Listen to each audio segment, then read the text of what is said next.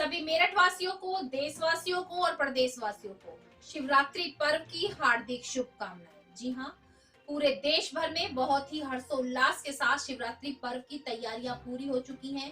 भक्त अपने अपने शिवालयों पर पहुंच चुके हैं जल चढ़ाने के लिए। जो कावड़ लेकर आते हैं सभी भक्त अपने अपने क्षेत्र में अपने अपने शिवालयों पर पहुंच चुके हैं और बस इंतजार है कि कब समय हो जल अभिषेक।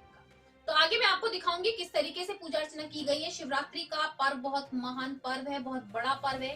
2 साल के लंबे इंतजार के बाद भक्त कावड़ लेकर आए हैं और सभी पूरी आस्था के साथ शिवरात्रि पर्व मनाने के लिए तैयार हैं। जी हाँ, बने रहिए मेरदर्शन के साथ और देखिए मेरदर्शन चैनल के माध्यम से कि दिन भर की सभी खबरें कि मेरठ में किस तरीके से प्रशासन द्वारा पैनी नजर रखी गई है हर एक व्यक्ति पर। आगे मैं आपको दिखाऊंगी कि प्रशासन अब किसी भी तरीके से गलत अगर आप कर रहे हैं तो कैमरे में कैद हो रहे हैं। साथ साथ आपको ये भी बताऊंगी कि जल भराव की समस्या अभी भी खत्म होने का नाम नहीं ले रही है। नगर निगम पूरा प्रयास कर रहा है, जगह जगह क्षेत्रों में जाकर के जो है सीवर साफ किए जा रहे हैं, नालियां साफ की जा रही हैं, लेकिन उसके बाद भी जल भराव की समस्या खत्म नहीं हो रही है। तो बने रहिए आप मेरदर्शन के साथ और देखते रहिए आज का बुलेटिन। आज के समाचारों के प्रायोजक हैं खेमचंद पहलवान, पूर्व सदस्य Uttar Pradesh Congress committee, Arvind Kumar Gupta, Marwari Bhoj, metro plaza, Delhi road, Meerut, doctor Beena Rani Agarwal Samaj. सबसे पहले नजर डालते हैं आज की हेडलाइंस पर, जिसके प्रायोजक हैं जूम डिजिटल मूवी वर्ल्ड। थाना परतापुर क्षेत्र, दिल्ली रोड, शताब्दी नगर, सेक्टर 4B के रहने वाले लोगों ने अपने मकान के बाहर बिकाऊ है पलायन के लगाए पोस्टर। कहा अन्य समुदाय के व्यक्तियों द्वारा अधिकृत रूप से बसने के कारण सभी हैं परेशान, प्रशासन नहीं कर रहा कोई भी सुनवाई। राष्ट्रीय विज्ञान दिवस के उपलक्ष्य में जिला विज्ञान क्लब द्वारा NAS इंटर कॉलेज में कार्यक्रमों का किया गया आयोजन। 2 विज्ञान शिक्षकों को किया गया सम्मानित व छात्र छात्राओं को बताया गया विज्ञान का महत्व। थाना परतापुर क्षेत्र के एयरपोर्ट जलवायु टावर के 5वें फ्लोर से गिरने के कारण रिटायर इंस्पेक्टर के पुत्र की संदिग्ध परिस्थितियों में मौत। मौके पर पहुंची पुलिस, पोस्टमार्टम के लिए भेजा शव, परिजनों ने लगाया हत्या का आरोप। ट्रैफिक नियमों का पालन न करने वाले हो जाएं सावधान।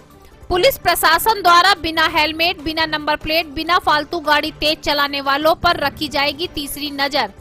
चालान काटकर भेजे जाएंगे घर। बच्चा पार्क चौराहे पर भी लगे CCTV कैमरे। मेरठ के 8 चौराहों को किया गया निर्धारित, लगाए जाएंगे कैमरे। रंगोली मंडप में जियो गीता परिवार द्वारा कराया गया प्रवचन का आयोजन। ज्ञानानंद महाराज द्वारा सभी भक्तों को दिए गए प्रवचन, बताया गया जीवन को सुधारने का महत्व। भक्तों ने बढ़ चढ़कर लिया भाग, सुने प्रवचन। सोतीगंज वार्ड 64 के क्षेत्रवासी जल भराव की समस्या से काफी समय से हैं परेशान और सभी ने एकत्रित होकर नगर निगम मुर्दाबाद के लगाए नारे। कहा बार बार कंप्लेंट करने के बाद भी नहीं हो रही कोई भी सुनवाई, दिलाया जाए जल भराव की समस्या से जल्द छुटकारा। MD न्यूज के धर्म दर्शन बुलेटिन के माध्यम से करिए मेरठ के प्राचीन मंदिरों के दर्शन। शिवरात्रि पर्व पर किस तरीके से की जा रही विशेष तैयारियां व मंदिरों की जानिए विशेषता। मेरदर्शन चैनल के माध्यम से महामंडलेश्वर गुरुमा नीलमानंद ने सभी देशवासियों, प्रदेशवासियों व मेरठवासियों को दी शिवरात्रि पर्व की हार्दिक शुभकामनाएं व बताया शिवरात्रि पर्व का महत्व। जनपद संबल नगर पंचायत नरौली में बम्बोले कावड़ सेवा समिति व गौरक्षा विभाग ने कावड़ लेकर आ रहे कावड़ियों के स्वागत में किए उचित प्रबंध। हरिद्वार से पैदल जल भरकर नाचते गाते आए कावड़ियों ने किया विश्राम। इस मौके पर हर्षित भारद्वाज, सौमिल गुप्ता, सुमित शर्मा, सचिन शर्मा, टीकाराम शर्मा आदि सभी भक्तगण रहे मौजूद। अब खबरें विस्तार से। जैसा कि मैंने अभी आपको बताया कि प्रशासन की पैनी नजर अब हर एक पर। जी हाँ, अब तीसरी आंख लगा दी गई है, जिसके कारण से कोई भी व्यक्ति अब चूक नहीं कर सकता। जैसा कि मैं आपको समय समय पर बता रही हूँ कि हमें सड़क यातायात के जो नियम है उनका पालन करना चाहिए। हमें नियम जो पालन करने हैं अपने लिए करने हैं, अपने परिवार के लिए करने, लेकिन बहुत से लोग अभी भी लापरवाही करते हैं, हेलमेट लगाकर नहीं चलते या गाड़ी के कागज पूरे नहीं है, बहुत तेज स्पीड में गाड़ी चलाते हैं। तो अब मैं आपको बताती चलूं, मेरठ के 8 चौराहों को चयनित किया गया है और वहां पर कैमरे लगाए गए हैं। आज हमारी मेरठ दर्शन की टीम बच्चा पार्क पहुंची और आज हमारे मेरठ दर्शन के संवाददाता मनोज ठाकुर ने ग्राउंड जीरो पर पहुंचकर सारी कवरेज की और आपको पूरा नजारा मैं दिखाऊंगी कि किस तरीके से हर चौराहे पर कैमरे लगाए गए हैं, लाइटें लगाई गई है। अब हर एक व्यक्ति कैमरे की नजर में। आप जैसे कि पहले पुलिस रोक करके चालान काटती थी, अब ऐसा नहीं होगा। जब आप उस चौराहे से गुजरेंगे आपकी नंबर प्लेट को कैमरों द्वारा स्कैन किया जाएगा और आपका चालान आपके घर पहुंच जाएगा। यानी कि अब बचने का कोई रास्ता नहीं है, इसलिए नियमों का पालन करना शुरू कर दीजिए। ऐसा ना हो कि आपके चालान आपके घर आने शुरू हो जाएं। जी हाँ, अब आप देखिए कि हमारे मेरठ दर्शन के संवाददाता ने किस तरीके से आज पूरी कवरेज आप तक पहुंचाने का प्रयास किया। ट्रैफिक के नियमों का पालन ना करने वाले अब सावधान हो जाइए, क्योंकि ट्रैफिक पुलिस की अब तीसरी आंख और तेज हो रही है। मेरठ शहर की अगर बात की जाए तो मेरठ शहर के 8 चौराहे अब तीसरी आंख से लैस होंगे, जहां पर कैमरे की नजर में सभी वाहन चालक रहेंगे और सभी का चालान ऑनलाइन उनके घर पर भेजा जाएगा।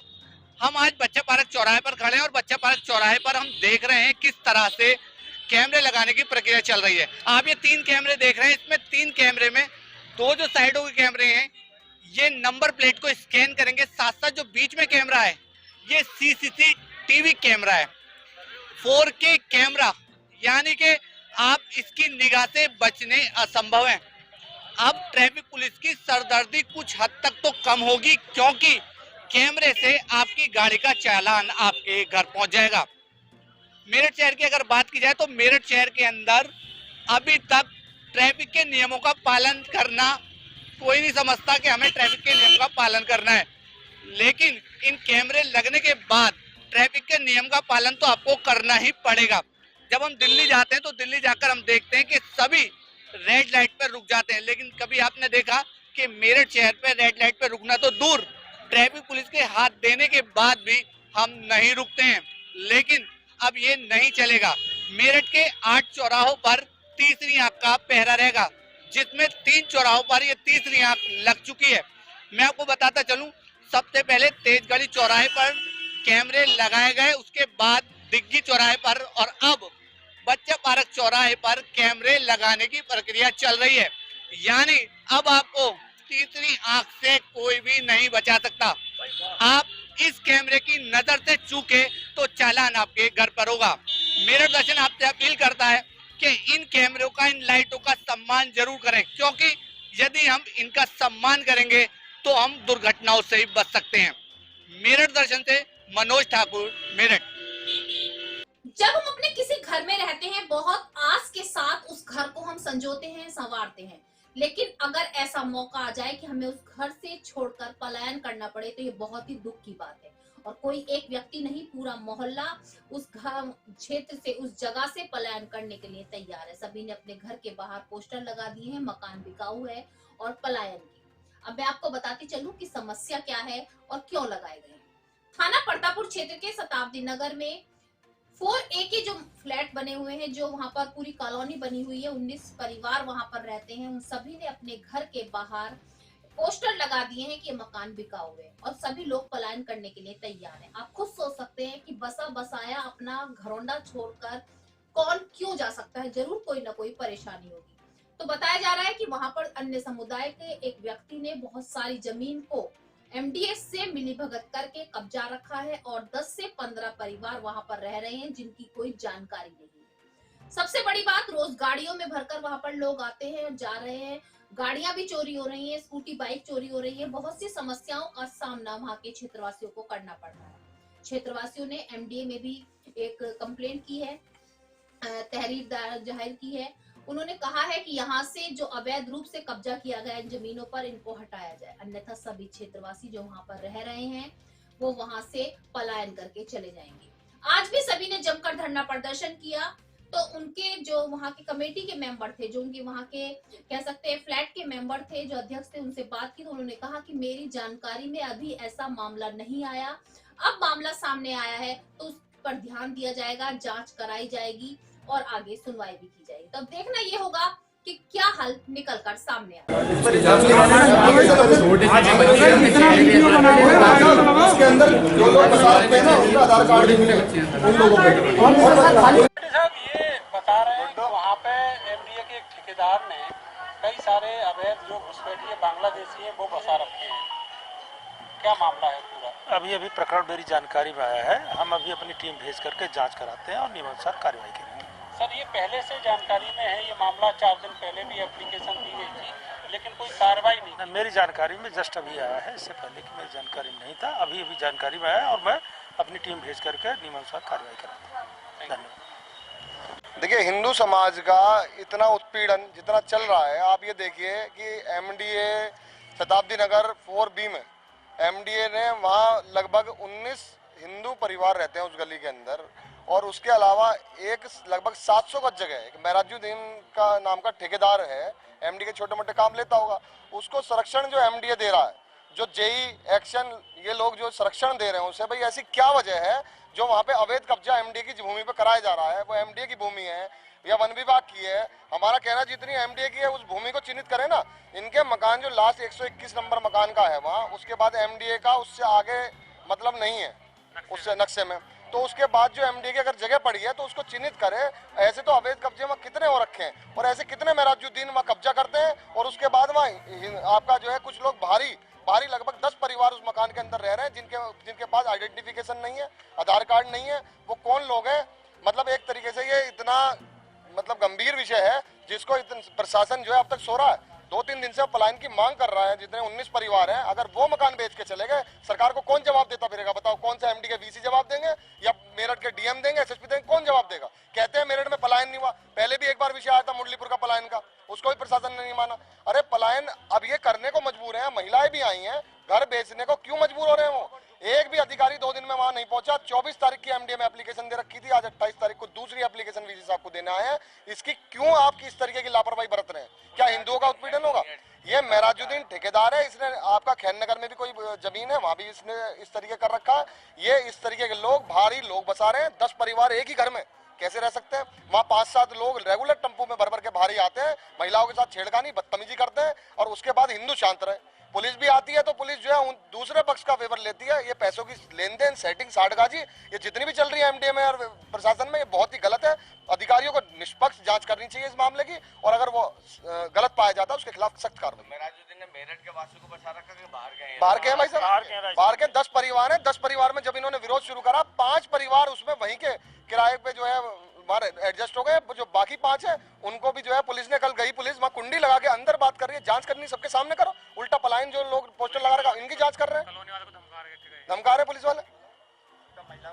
परतापुर थाना क्षेत्र से एक घटना और सामने आई। जी हां, परतापुर थाना क्षेत्र के रिटायर्ड इंस्पेक्टर के बेटे की संदिग्ध परिस्थितियों में मौत। मैं आपको बताती चलूं, जलवायु टावर में रहकर छात्र पढ़ाई कर रहा था। अचानक से छात्र की मौत की सूचना पाकर मौके पर पुलिस भी पहुंची, परिवारजन भी पहुंचे। 5वें मंजिल से गिरने के कारण छात्र की मौत हुई। पुलिस जांच में लगी हुई है। परिवारजन जो है हत्या की आशंका जता रहे हैं। अब तो ये जानकारी तो पुलिस को निकालनी होगी कि किस तरीके से छात्र की मौत हुई है। शव को पोस्टमार्टम के लिए भेजा गया है। पुलिस पूरी तरीके से जांच में लगी हुई है। परिवार में कोहराम मचा हुआ है। आज राष्ट्रीय विज्ञान दिवस है। राष्ट्रीय विज्ञान दिवस के उपलक्ष्य में जिला विज्ञान क्लब द्वारा आज एनएस कॉलेज में कार्यक्रमों का आयोजन किया गया। बहुत सारी प्रतियोगिताओं का आयोजन किया गया। विज्ञान से जुड़ी प्रतियोगिताएं जैसे पोस्टर प्रतियोगिताएं, रंगोली प्रतियोगिताएं, वाक्य कविता प्रतियोगिताएं, बहुत सारी प्रतियोगिताओं का आयोजन किया गया जिसमें छात्र और छात्राओं ने बढ़ चढ़कर भाग लिया। आज के दिन 2 विज्ञान के अध्यापकों को भी सम्मानित किया गया। छात्र और छात्राओं को बताया गया कि विज्ञान का क्या महत्व है, विज्ञान हमारे लिए क्यों उपयोगी है। जिस तरीके से हर सब्जेक्ट पढ़ना बहुत जरूरी है, उसी तरीके से विज्ञान का अपना अलग महत्व होता है। विज्ञान के भी कई पार्ट्स होते हैं, हर तरीके का विज्ञान होता है। जीव विज्ञान, जंतु विज्ञान, रसायन विज्ञान, हर विज्ञान की अलग पहचान होती है। तो छात्रों को बढ़ चढ़कर विज्ञान के सब्जेक्ट में इंटरेस्ट लेना चाहिए और अपने दिमाग का इस्तेमाल करते हुए विज्ञान से जुड़े प्रोजेक्टों को बनाना चाहिए। के सिद्धांत द्वारा जमीन में पहुंचा सकते हैं तथा तालाब खुदवाकर गाँवों में जो भरा हुआ पानी होता है सिर्फ हम जमीन में पहुंचा सकते हैं। तो जैसे कि शहरों में जहाँ पर जगह की कमी होती है वहाँ पर सर हम रेन वाटर हार्वेस्टिंग का प्रयोग कर जो छत का भरा पानी होता है वो हम जमीन में पहुंचा सकते हैं। तो सड़कों पर भरे पानी को स्पल्स टाइल्स के द्वारा जो पानी भर जाता है वो सर एलगी को हमने तालाब से जैसा कि हाइड्रो तालाब के पानी को कितना बढ़ा एलगी और उसको चलने के बाद सर ये आधे घंटे में तैयार हो जाएगा सर ये हमने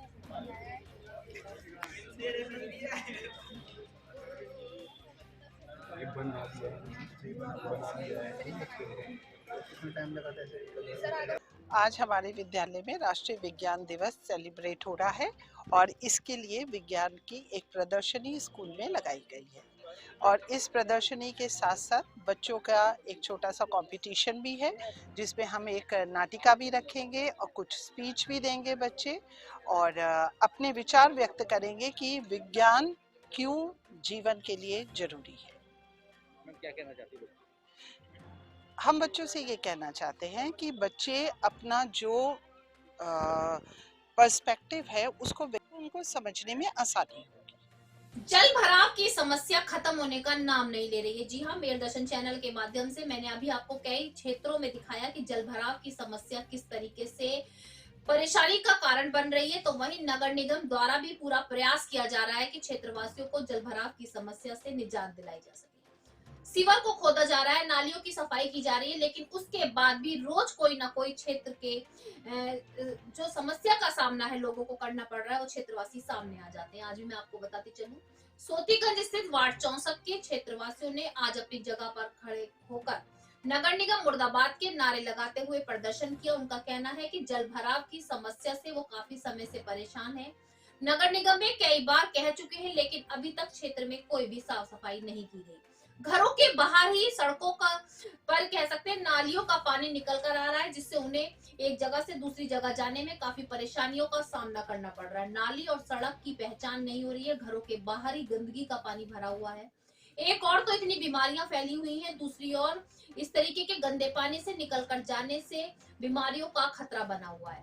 त्वचा से जुड़े रोग हो रहे हैं और बीमारियां भी हो सकती हैं, लेकिन उसके बाद भी नगर निगम के कान पर जू नहीं रह रही। सभी क्षेत्रवासियों का यही कहना है कि कई बार वो अपने क्षेत्र के पार्षद से भी कह चुके हैं, लेकिन उसके बाद भी कोई सुनवाई नहीं की गई। अगर अभी भी सुनवाई नहीं की गई तो सभी क्षेत्रवासी मिलकर उग्र आंदोलन करेंगे। बच्चे खड़े बाहर निकलने के लिए, बच्चा बाहर नहीं जा सकता। ये नगर साहब के कान में पहुंचनी चाहिए ये बात और इसको तुरंत इस पे एक्शन लेना चाहिए। हमारे बच्चे जा नहीं सकते, पति गली में जा रहा है, अब नहीं निकल सकती। बिना बारिश के ये हाल हो रहा है तो बारिश आप घर में कैद हो रहे हैं सब लोग, पानी चला जाए और किसी का ध्यान नहीं। सीनियर सिटीजन है, 70-80 साल इनकी उम्र हो गई, बेचारे गली से बाहर नहीं निकल सकते घर से। वार्ड 64 है ये और सुनीता प्रजापति इसकी सभासद है। 10 बार इन लोगों ने, सब की गली वालों ने, हमने इनको कंप्लेंट करा, लेकिन उनके कान पे जू नहीं रेंग रही, सुनने को राजी नहीं है।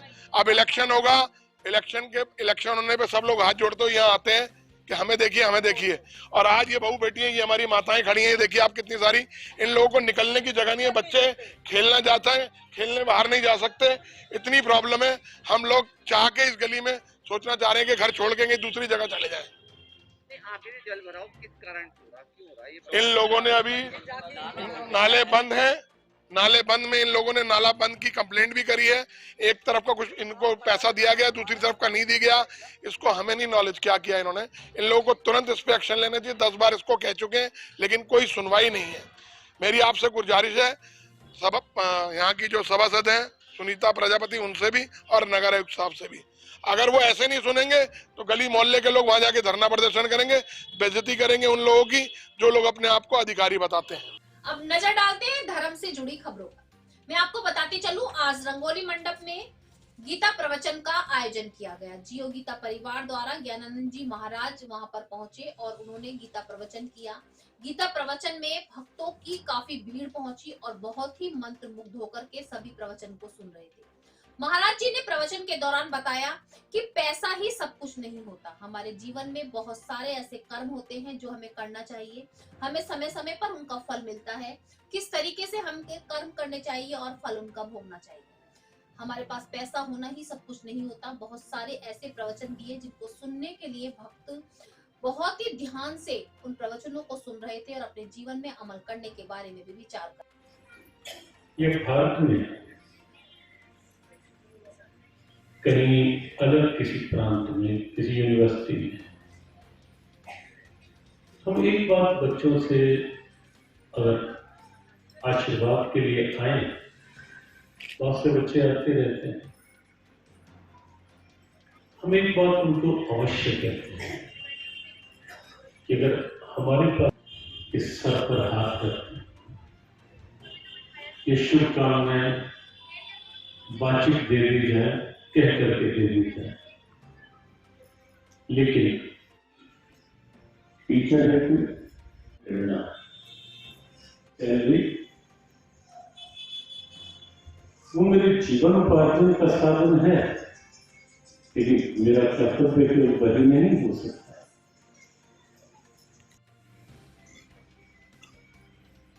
आज के संदर्भ में देखें तो जीवन ही तो अपने आप में युद्ध है, संघर्ष है, स्ट्रगल है। आज के मेरदर्शन बुलेटिन में बस इतना ही। तेज और ताजा खबरें जानने के लिए, हमारे साथ जुड़ने के लिए नीचे दिए गए नंबर पर संपर्क करें और सब्सक्राइब करें एमडी न्यूज मेरठ।